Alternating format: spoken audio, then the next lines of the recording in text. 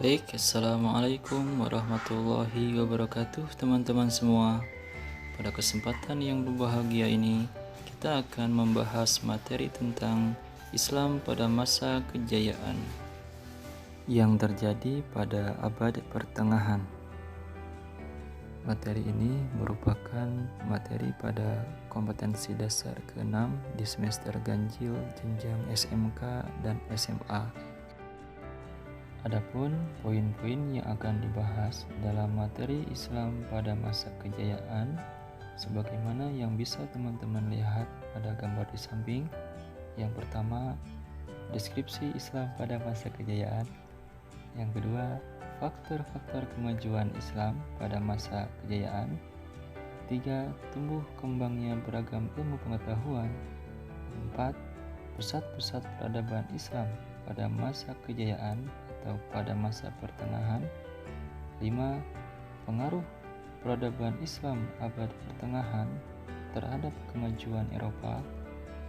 Yang keenam, mengambil manfaat Islam pada masa kejayaan tersebut. Baik teman-teman semua, mari kita simak pembahasan berikut ini. Berdasarkan referensi dari buku Islam ditinjau dari berbagai aspeknya, sejarah Islam pada masa kejayaan ini dibagi dalam 3 periode besar sebagai berikut. 1. Periode klasik tahun 650 sampai 1250 Masehi.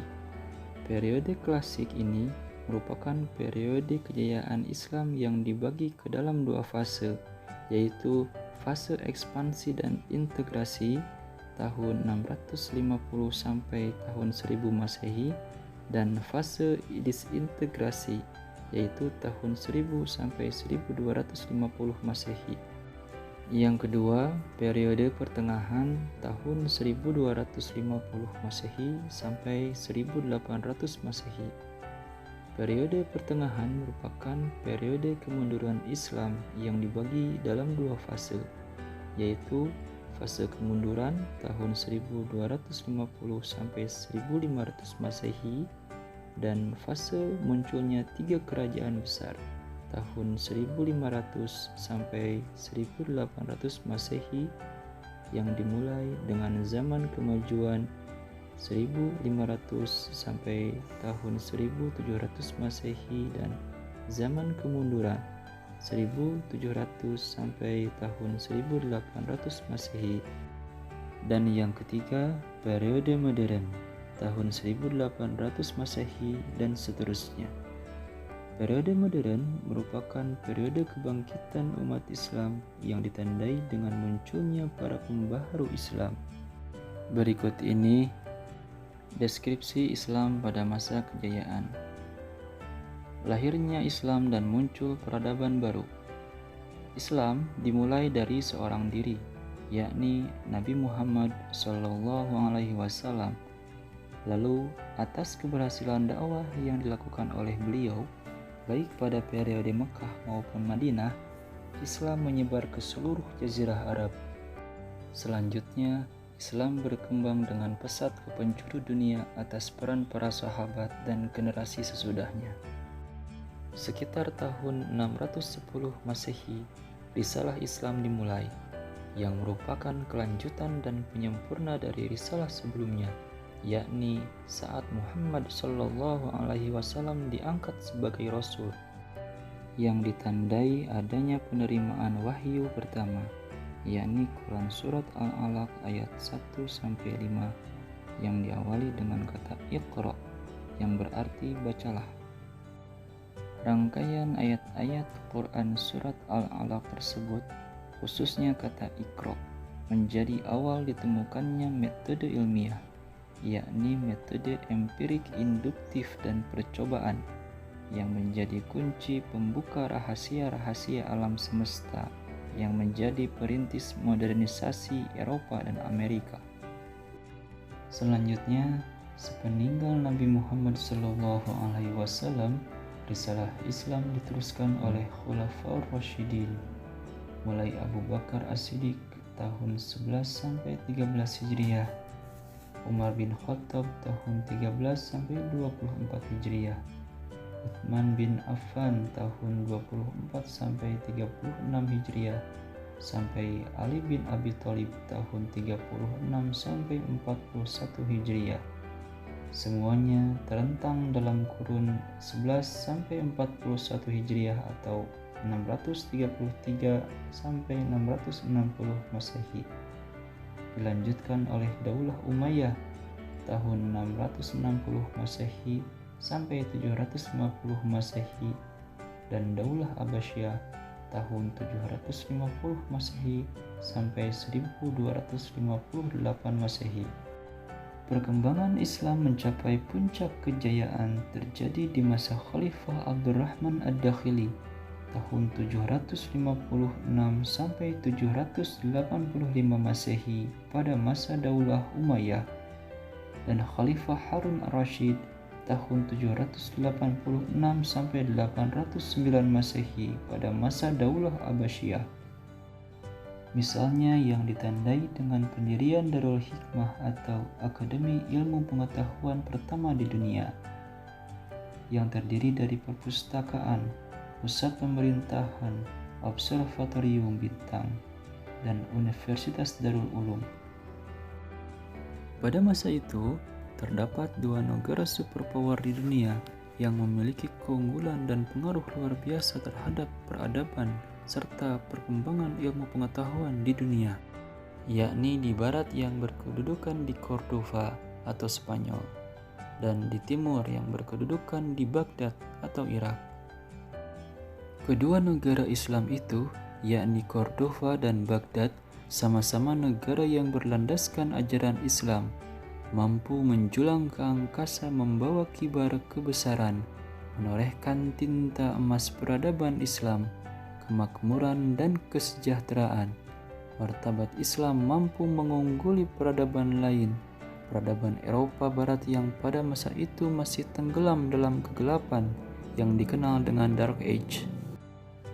Belum pernah sejarah menorehkan reputasi seperti itu, terkecuali dalam peradaban Islam.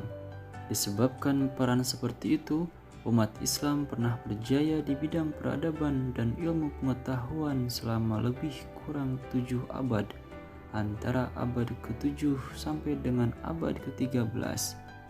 Kejayaan tersebut membuahkan pusat-pusat keunggulan, baik di bidang pendidikan, perekonomian, pertanian, arsitektur, kedokteran, dan lain sebagainya.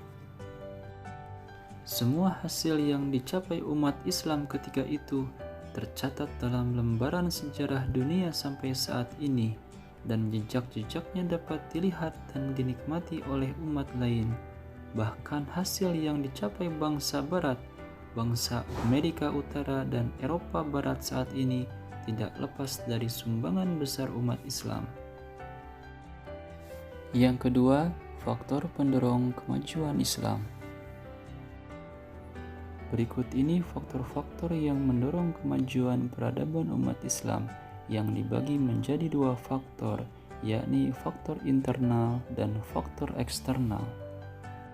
Dalam faktor internal, setidaknya terdapat 7 faktor pendorong kemajuan Islam.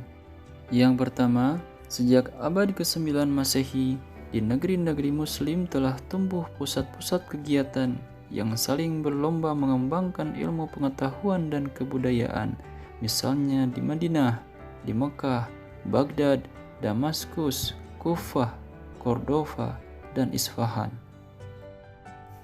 Yang kedua, umat Islam sangat konsisten dan istiqomah kepada Islam sebagai hasil dari proses telaah dan kajian yang mendalam, sehingga menemukan substansi Islam yang mendorong kemajuan dan menjadi umat yang terbaik. Yang ketiga, motivasi ajaran Islam itu sendiri yang mengajarkan agar umatnya unggul, maju, dan berkualitas dalam segala aspek kehidupan. Sebaliknya menghindari martabat hidup yang tertinggal dan terpuruk, apalagi menjadi beban pihak lain. Yang keempat, ajaran Islam yang membawa keseimbangan antara capaian lahir dan batin, serta kesuksesan duniawi dan ukhrawi. Yang kelima, adanya kebebasan berpikir dan mengemukakan pendapat yang dijamin oleh aturan yang berlaku. Yang keenam, adanya khalifah, amir, raja-raja muslim, menteri-menteri yang berpengaruh yang memberikan dorongan dengan dana berlimpah bagi perkembangan kemajuan Islam. Dan yang ketujuh, misi Islam yang membawa rahmat bagi semesta alam. Sedangkan faktor eksternal yang mendorong kemajuan Islam setidaknya ada 6 faktor. Yang pertama, adanya hubungan yang dinamis antara kebudayaan Islam dengan kebudayaan lain yang lebih maju sebelum datangnya ajaran Islam, misalnya kebudayaan Mesir, Babilonia, Yunani, India, dan Persia. Yang kedua, terbongkarnya rahasia pembuatan kertas di Cina melalui para tawanan yang ditangkap di Samarkand, yang setelah dipelajari berulang-ulang akhirnya orang-orang muslim pun mampu membuatnya. Bahkan pabrik kertas di Baghdad menjadi pabrik kertas pertama terbesar di dunia Islam. Yang ketiga, berpindahnya para ilmuwan dari orang-orang luar Arab ke Baghdad untuk menerjemahkan buku-buku ke dalam bahasa Arab, seperti ilmuwan-ilmuwan dari Persia dan Yunani. Yang keempat, penguasa atau khalifah memberikan peluang kepada orang-orang non-Arab, kaum mawali, untuk menduduki jabatan-jabatan penting di pemerintahan. Yang kelima, kemajuan ekonomi yang dibarengi dengan munculnya industri-industri dan perdagangan yang merambah ke berbagai wilayah, sehingga berakibat meningkatnya kesejahteraan masyarakat. Dan yang keenam, stabilitas politik dan keamanan yang kondusif. Baik teman-teman semua, pembahasan tentang poin 1 dan 2, yakni deskripsi Islam pada masa kejayaan dan faktor-faktor kemajuan Islam, dicukupkan sekian. Untuk materi berikutnya akan dilanjut pada video selanjutnya. Terima kasih. Assalamualaikum warahmatullahi wabarakatuh.